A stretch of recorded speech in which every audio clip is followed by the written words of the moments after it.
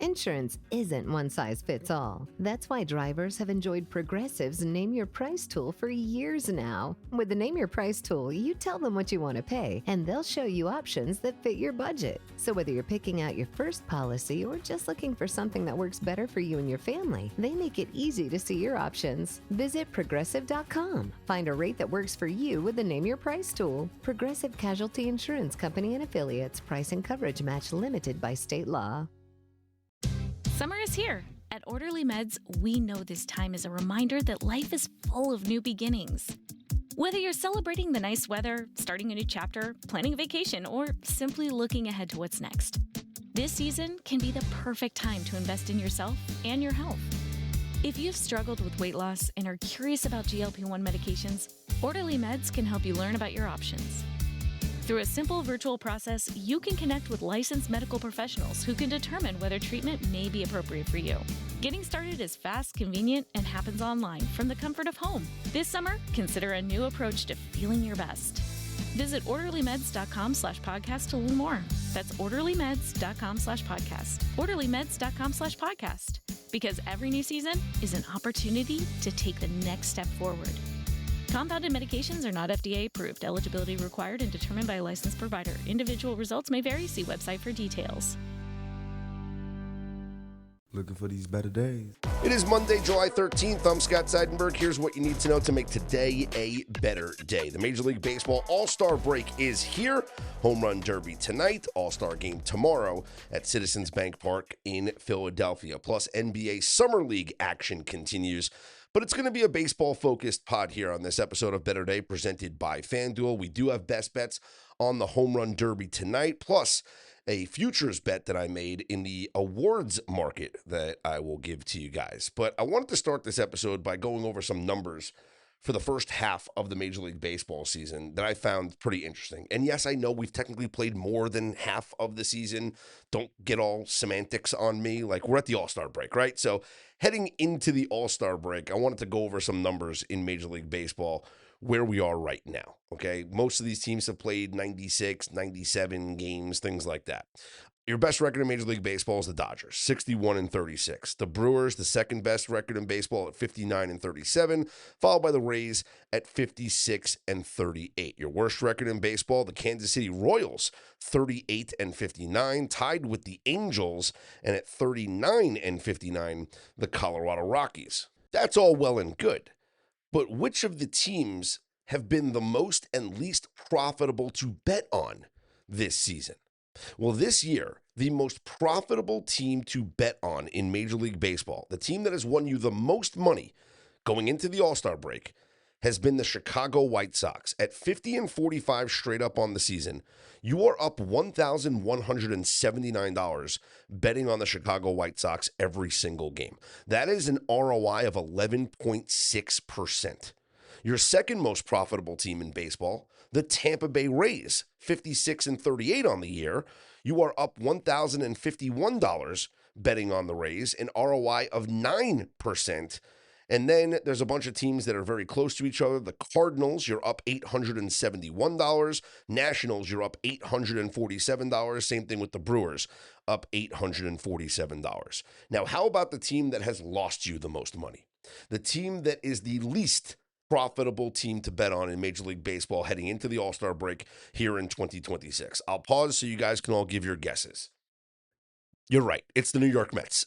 At 40-57 on the year, the Mets are the least profitable team in Major League Baseball, a negative 26.2% ROI betting on the New York Mets. If you bet on the Mets every single game this year, you are down $3,289. That's pathetic. Second least profitable team, the Kansas City Royals, you're down $2,299, followed by the Toronto Blue Jays, down $1,667. So those are the least profitable teams in Major League Baseball. Yes, the Mets have been the biggest disappointment in baseball, one of the biggest disappointments. But I guess when you consider the payroll and everything and the expectations, one of the biggest disappointments in baseball this season. How about the totals Well, the Washington Nationals are your best over team in baseball, 55, 37, and 5 to the over. That's 59.8%. Right behind them, the Minnesota Twins at 59.6%, 56, 38, and 3, as well as the Pittsburgh Pirates. Pirates scored 14 runs, by the way, yesterday. So those are your three best over teams in Major League Baseball. Shortly behind them at 58.5%, the Chicago White Sox. Your best under teams in baseball going into the All-Star break, the Cardinals at 51, 38, and 6 to the under. The Diamondbacks at 51, 39, and 6 to the under. And then the Padres and Tigers very close, 53, 41, and 2 for the Padres, 52, 41, and 3 for the Tigers. Also, Phillies and Yankees right there amongst the top under teams in all of Major League Baseball. But what about the run line? When we're betting on the run line, whether you're plus a run and a half, minus a run and a half, the best run line team in all of Major League Baseball is the Tampa Bay Rays, 55 and 38 on the run line. That's 59.1%. Right behind them, the White Sox at 58.9%, 56, 39 and 0, and then the Nationals, 57 and 40 on the run line, whether it's plus 1.5 or minus 1.5. Your worst run line team in baseball, the Mariners, 35 and 62 on the run line.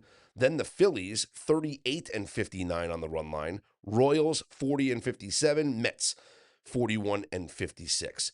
But what if we broke this down to favorites and dogs this year?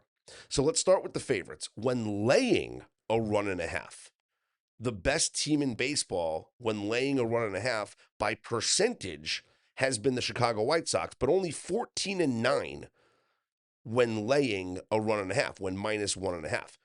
But this number jumps out to me. The Tampa Bay Rays this season, 66 games, they have been a favorite. In those games, they are 43 and 23 straight up, 40 and 26 on the run line. Let me repeat that. The Tampa Bay Rays have been favored in 66 games this season. They have won 43 of those games. Of those 43 wins, 40 of them have covered the minus a run and a half. If the Tampa Bay Rays are favored, just take the plus money most of the time and lay the minus a run and a half. You are up $2,614 this year betting the Tampa Bay Rays minus a run and a half. That is insane numbers. Now, what about as a dog? When you are catching a run and a half, plus 1.5, who has delivered for you? Well, the Braves, the rare times, the 16 times they've been dogs, 11 and 5 on the run line. So 16 games they've played as a dog, 11 and 5 they've covered, plus 1.5. The Guardians have been an underdog 41 times. 28 of those times they have covered plus 1.5, 28 and 13. The Cardinals, 38 and 21 on the run line, plus 1.5. Now, what about your worst run line teams?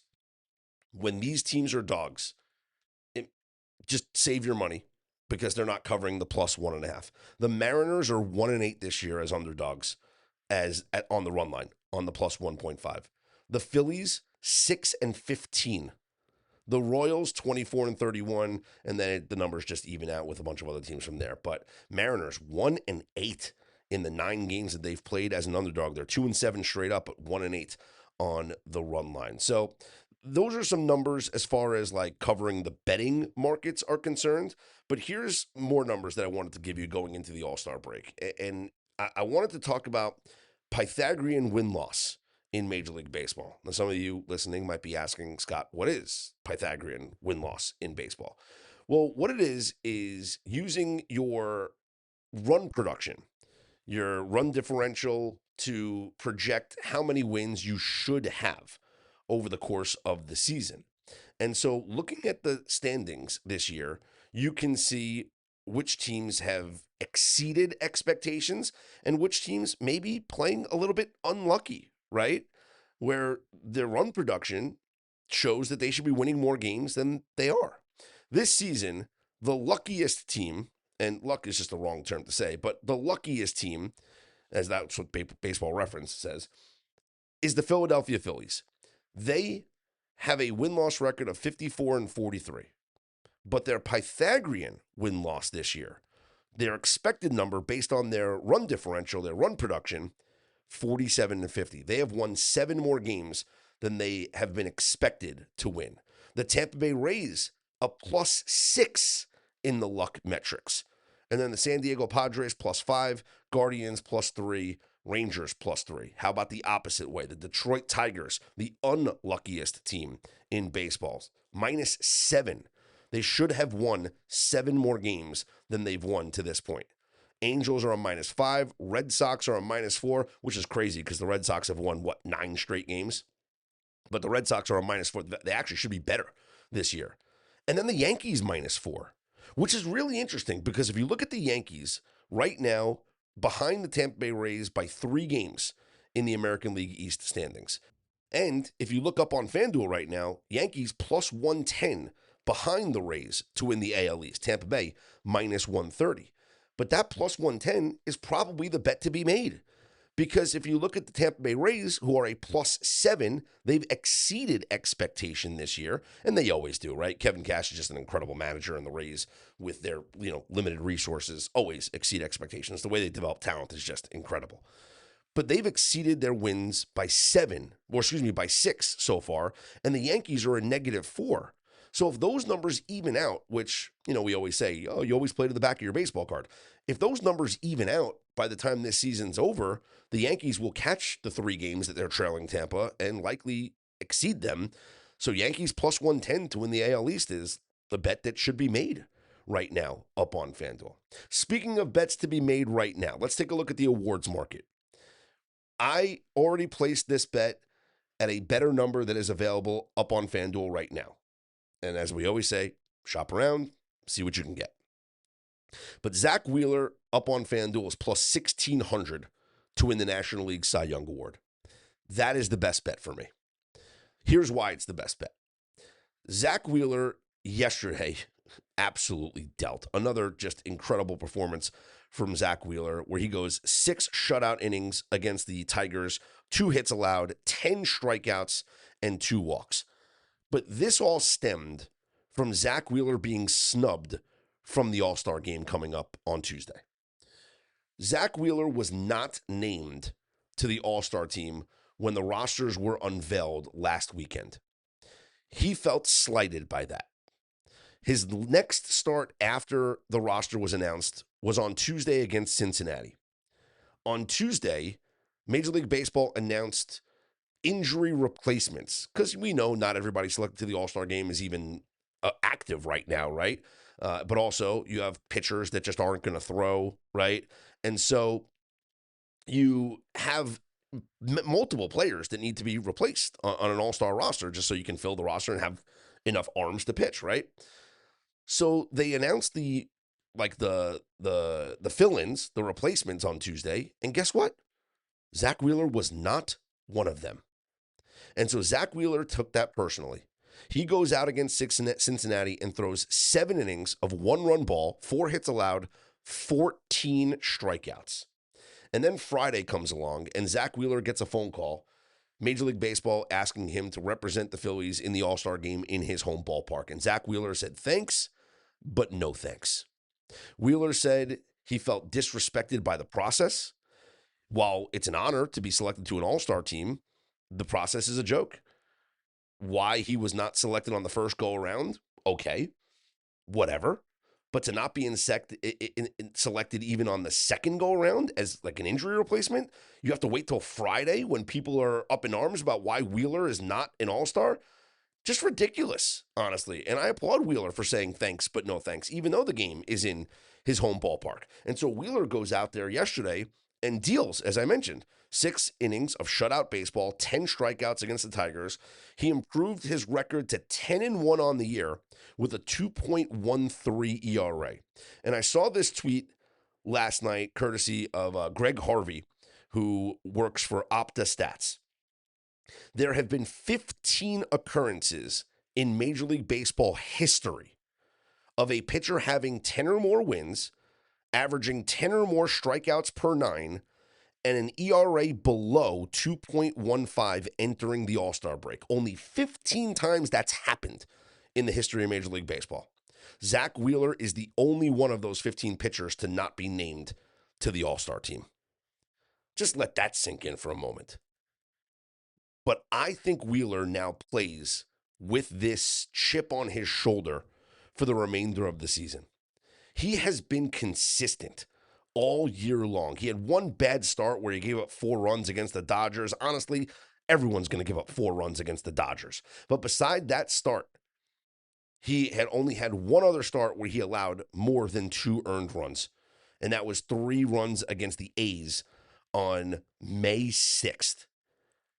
Oh, no, he gave up 4 runs against Pittsburgh. I'm forgetting that one. But still, you look at his season as a whole. He's got a 0.89 whip, 108 strikeouts in 93 innings. Zach Wheeler with a 2.13 ERA has the 3rd lowest ERA in all of Major League Baseball. And yes, Jacob Mizorowski is the favorite right now. And up on FanDuel, Miz is minus 550. And Wheeler's teammate, Christopher Sanchez, is the second favorite up on FanDuel at plus 500. And yes, Mizorowski's had an incredible season. The 1.62 ERA is the best in all of Major League Baseball. And Christopher Sanchez, up and down season, he had that consecutive inning streak, right? His ERA is 2.62. The other numbers are just incredible for Sanchez as well. But the inconsistency does bother me. And we've talked about his home road splits before, right? Where he's got a 0.86 ERA at home, but a 4.97 ERA on the road. He's got to be more consistent. Zach Wheeler doesn't have that issue. Zach Wheeler is 10-1 with a 2.13 ERA. And why I think there's value in this bet is because he doesn't qualify yet for the leaderboards. He will eventually, maybe like in one more start, right? Or 2 more starts. So for the casual fan that's betting in the awards market and that's looking to bet the Cy Young market, they're browsing the leaderboard on ESPN.com, let's say, and Zach Wheeler doesn't show up. So they see Jacob Mizorowski with a 1.62 ERA, Cam Schlittler with a 2.05 ERA, and then Chris Sale with a 2.2. Well, in another start, Zach Wheeler and his 2.13, which may be lower if he doesn't allow any runs, is going to slide in there above Chris Sale, right behind Cam Schlittler, maybe even below Cam Schlittler, and right behind Jacob Mizorowski, with the lowest ERAs in all of Major League Baseball. And then there's the Miz case. He was scratched from his scheduled start yesterday, arm fatigue, whatever. He's likely going to skip a start after the All-Star break. And there's no reason why a pitcher should be minus 550 to win an award by the All-Star break. It makes no sense because so many things could happen. We never want to root for injuries, but they could happen. He's already dealing with arm fatigue, which is why they're skipping starts. And oh, by the way, the Brewers can just decide, hey, we need this kid to pitch in the postseason as many innings as possible. We're going to limit his innings and try and skip some starts over the second half of the season. And so you're going to have Wheeler that might be pitching the entire way down the stretch to get the Phillies to, win that division. Meanwhile, Miz is taking a start off here and there and just resting on his laurels. Again, I don't want to take anything away from Miz. He's been great. But minus 550 is a joke right now with so many things that are uncertain and yet to be determined over the course of the next several months of the Major League Baseball season. Zach Wheeler, right now, plus 1,600 up on FanDuel, is my bet for the National League Cy Young Award. And the last piece of this that I will say is that when the Baseball Writers of America are voting at the end of the season and they're trying to pick a Cy Young Award winner, they might remember the All-Star snub here for Zach Wheeler, and they might remember what they saw in the stretch run here of the season where motivated Zach Wheeler put the Phillies on his back and got them to a National League East title. Zach Wheeler, once again, my pick for National League, Cy Young Award. You're listening to this podcast, so I know you've got a curious mind. Here's a helpful fact you may not know yet. Drivers who switch and save with Progressive save over $900 on average. Pop over to Progressive.com, answer some questions, and you'll get a quick quote with discounts that are easy to come by. In fact, 99% of their auto customers earn at least one discount. Visit Progressive.com and see if you can enjoy a little cash back. Progressive Casualty Insurance Company and Affiliates. National average 12-month savings of $946 by new customers surveyed who saved with Progressive between June 2024 and May 2025. Potential savings will vary. Derby. Okay, let's talk about the Home Run Derby tonight. Here are your current odds up on FanDuel, and then I will explain the new format and how we're going to bet based on this new format. Kyle Schwarber is your favorite. Hometown Phillies plus 360. Remember, Kyle Schwarber won that swing-off last year at the end of the All-Star game to break up that tie. Junior Caminero of the Rays is your second favorite, plus 380 up on FanDuel. Munetaka Morikawa of the White Sox, plus 500. Bryce Harper, plus 600. Also, hometown Phillies. Jordan Walker, plus 600. Jack Caglione of the Royals, plus 750. Jordan Walker, of course, with the St. Louis Cardinals. Ben Rice of the Yankees, 10-1. And Wilson Contreras of the Red Sox, 20-1. Couple of things that jump out to me. One, yes, I understand why Kyle Schwarber is the favorite. He won the swing-off last year, as I mentioned. He's just built for home run derbies, right? Munetaka Morikawa just came back off the IL. I don't know how motivated he is to do this. I know he's done a home run derby, right, in the Nippon League, but the White Sox might just want him to take it easy here after coming back from the IL. Bryce Harper's won this event before. He won it when I was there in the ballpark in D.C. when the Nationals hosted the All-Star game in 2018. He won it in his home ballpark. He was motivated to do that event. He wanted to win the event. And I feel it's the same for him here tonight. Jordan Walker is an interesting case because the Cardinals literally told him, we need you to stop swinging with such a launch angle. We're like trying to fix your swing. And now all of a sudden he's going to be in the home run derby swinging with the launch angle that might mess his swing up for the rest of the season. I don't know why he's doing this event, but it's very interesting there. And then I don't think Jack Caglione's going to do it. Ben Rice, meh. Contreras, he's 20-1 for a reason. My best bets I have two. And again, shop around, look for the better lines because I got Bryce Harper at plus 850.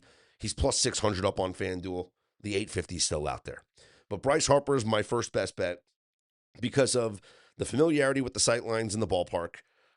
He's using like the same pitcher that Teoscar Hernandez used when he won the home run derby. And he's familiar with the batter's box and just what it takes to win the event and the motivation factor of, playing in his home ballpark and delivering this for his fans. My second best bet is Junior Caminero, and it's at plus 380 up on FanDuel. Again, shop around. The reason why I like Caminero so much here is because of the format. Now, let me explain. Major League Baseball changed the home run derby format this year. They fixed it. They almost got it correct because we're almost back to the 10 outs, but not quite. It's like a compromise. Bottom line is there is no more clock. They are not doing the 2-minute clock, and then you have to earn your extra 30 seconds by hitting distance, all that stuff. No. No more kids going out there with the Gatorade bottle and the towel to give you a break. No. Round one will consist of 20 swings. There's no timers. There's no outs. Every swing counts. It's either a home run or it's not a home run. 20 swings. If a player hits a home run on his 20th swing, guess what? He gets another one, 21 swings. If you hit another home run, you get another one, 22 swings, and so on and so forth. You keep going till you don't hit any home runs. So there's no time limit. In round one, 20 swings. In round two and the finals, 15 swings each. That's it. There's no bonus round. There's no bracket in the first round. Guys are just going. This is why I love Junior Caminero in this event. I looked up some StatCast data. And Junior Caminero has the fastest average bat speed this year in Major League Baseball amongst qualified hitters. The fastest average bat speed. Normally, that's a guy that over the home run derby of a 2-minute time span is going to get tired and is going to need to take that time out early and might not thrive in a time pressure cooked situation. But because he gets 20 swings, not timed, Caminero can see some pitches. He can be selective. He can take a deep breath in between swings and wait as much time as he needs and swing 100% every time he swings the bat. This format benefits a guy like Junior Caminero. So that is my second best bet to win the Derby. Again, plus 380 up on FanDuel. And then I saw some prop bets. I saw like the over-under for home runs hit in the first round, 74.5. I love that number because I don't think the book knows how to price this. And again, look at the format.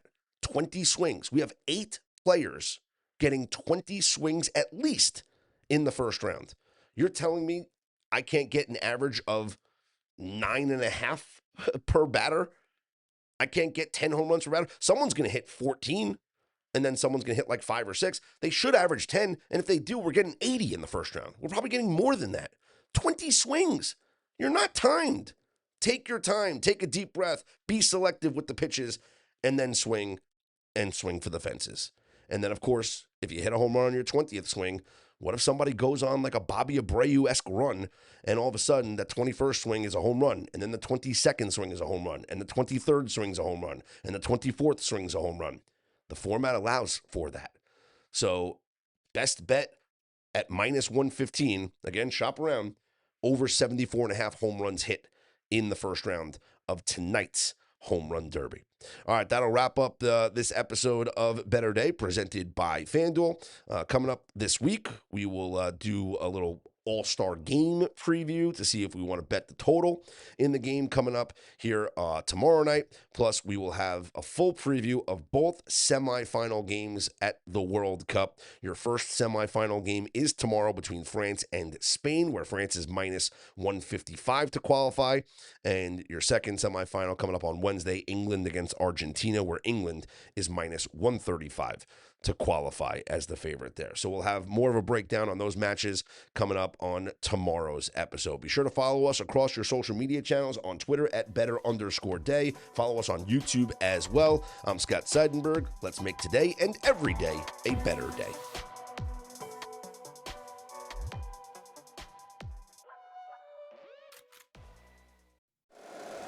If you like the show, please take a moment to rate, review, and subscribe. It really does help the show to grow. Thank you for listening.